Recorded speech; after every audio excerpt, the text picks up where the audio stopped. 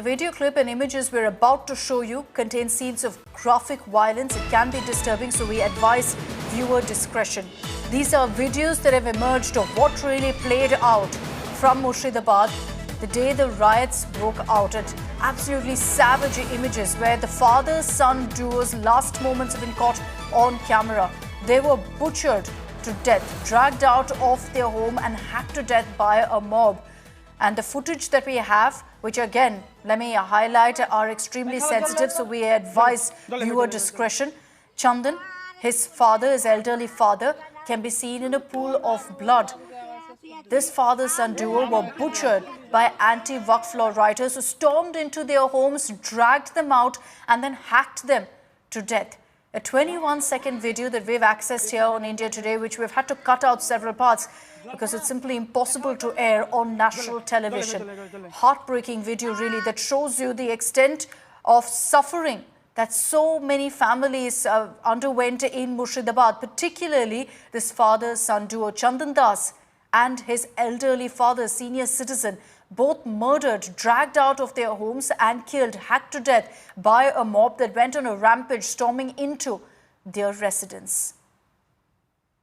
You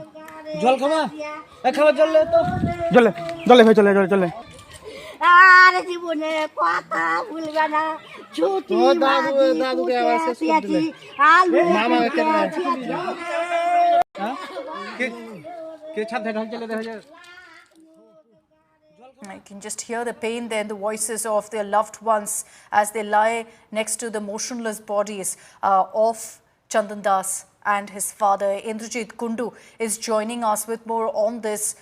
It's heartbreaking, but also makes your blood boil that something like this happened, Indrajit, to this father-son duo.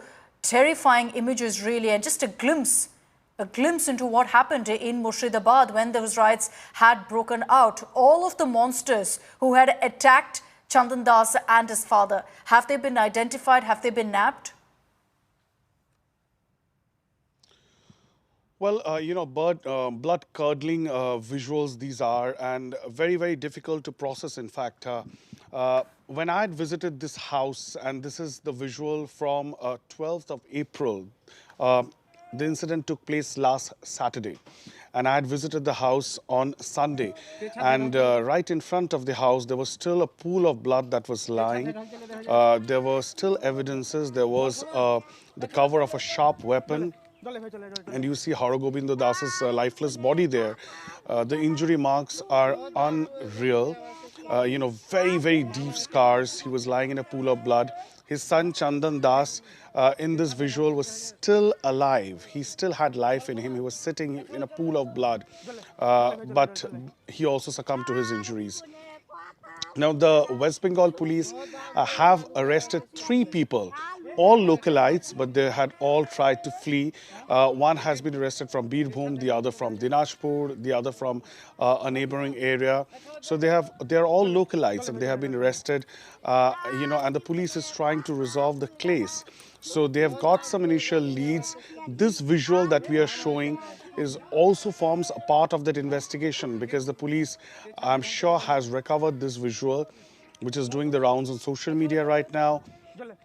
And they might get crucial evidence from this visual, as well as other CCTV footage that could have been retrieved, because one person, I believe the police has told us, have been arrested for destroying the CCTV cameras in that area, and he was identified from one of those CCTV cameras.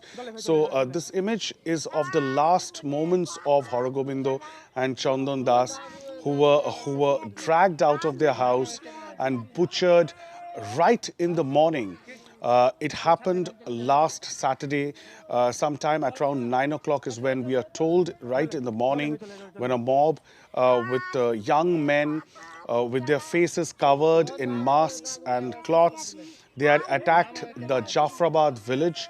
And it's still unclear as to why Haragobindo and Chandan Das bore the complete wrath of that mob, because there are other Hindu houses as well in that area. Houses have been vandalized, things have been stolen. Some houses have been set on fire. That was exactly what I was about to ask you, Indrajit. You've been to Murshidabad. You said you went to Chandan Das's residence as well.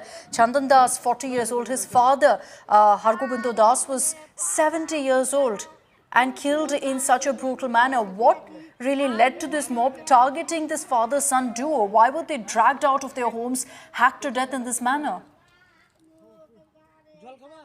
Well, absolutely. This is something that the police will have to answer. They are investigating the matter. I tried reaching out to as many people as possible in that village. No one has a clue.